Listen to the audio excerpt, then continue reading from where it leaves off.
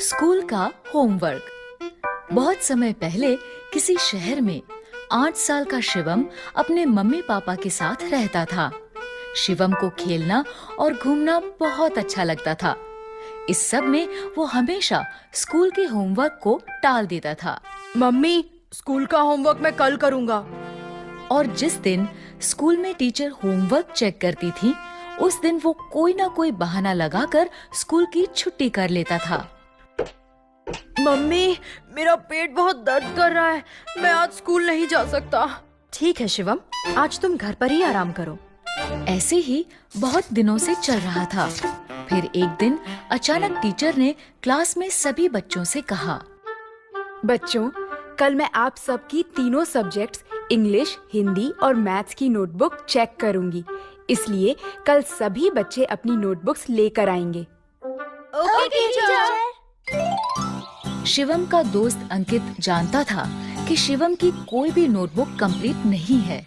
उसने शिवम से कहा, शिवम, अब तुम क्या करोगे? तुम्हारी तो किसी भी सब्जेक्ट की नोटबुक कंप्लीट नहीं है। मुझे पता है और इसलिए मैं कल स्कूल नहीं आऊंगा। क्या? हाँ। और फिर हमेशा की तरह शिवम अगले दिन पेट दर्द का नाटक करने लगा। मम्मी, मेरे पेट में बहुत दर्द हो रहा है। आज फिर से?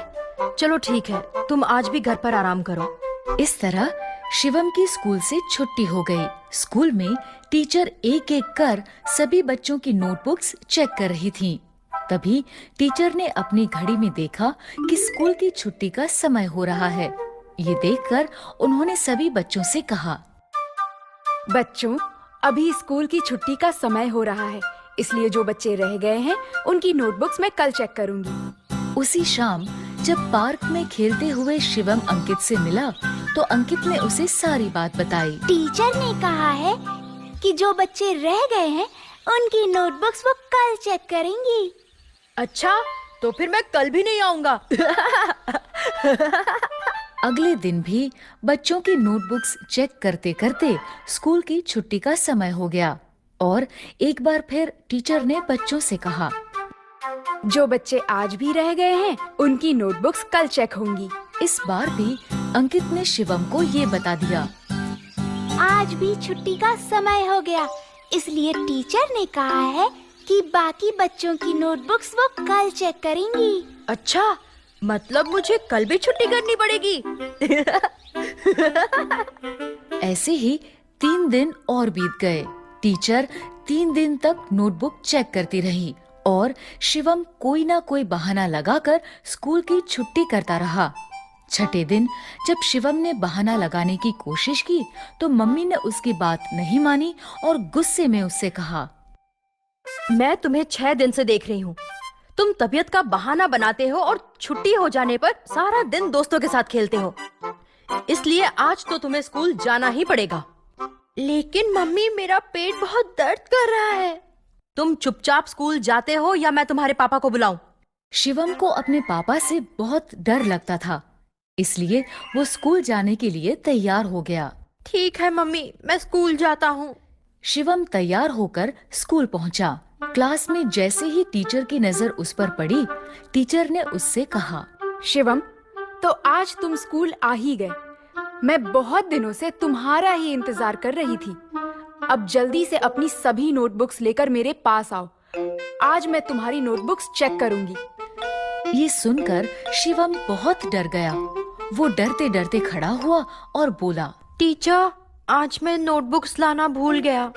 क्यों? तुम्हें पता था ना कि मैं सबकी नोटबुक्स चेक कर रही हूँ। फिर तुम नोटबुक्स लाना कैसे भूल गए? Sorry teacher. तुम कल नोटबुक्स लेकर जरूर आना और भूल कर भी कल स्कूल की छुट्टी मत करना। Okay teacher. टीचर की डांट सुनकर शिवम समझ गया था कि अब कुछ भी करके उसे अपनी नोटबुक्स। तुम मेरी नोटबुक्स का क्या करोगे? नोटबुक से देखकर अपनी नोटबुक्स कंप्लीट करूंगा। तुम्हें ये सब करने की क्या जरूरत है? तुम हमेशा की तरह स्कूल की छुट्टी कर लेना। नहीं, मुझे लगता है अब मैं इस काम को और नहीं टाल सकता, इसलिए अब मुझे ये काम करना ही पड़ेगा। पर तुम कल सुबह तक तीनों नोटबुक्स कैसे कंप्लीट करोगे? पता नहीं, लेकिन अब होमवर्क करना पड़ेगा। अंकित ने शिवम को अपनी नोटबुक्स दे दी। शिवम अपने घर पहुंचा। वो सीधा अपने कमरे में गया और काम करने बैठ गया। वो सारा दिन और सारी रात लगातार काम करता रहा और सुबह होते होते उसने तीनों नोटबुक्स कंप्लीट कर ली। काम पूरा होने पर उसने चैन की सांस ली। आखिरकार तीनों नोटबुक्स का काम कंप्लीट हो ही गया। अब मैं बिना किसी डर के स्कूल जा सकता हूँ। अगले दिन वो तीनों नोटबुक्स लेकर स्कूल पहुंचा। क्लास शुरू होते ही सबसे पहले टीचर ने शिवम से कहा, शिवम, अपनी नोटबुक्स लेकर मेरे पास आओ। शिवम तीनों नोटबुक्स लेकर टीचर के पास गया। सारी रात ना सोने की वजह से वो बहुत थका हुआ था।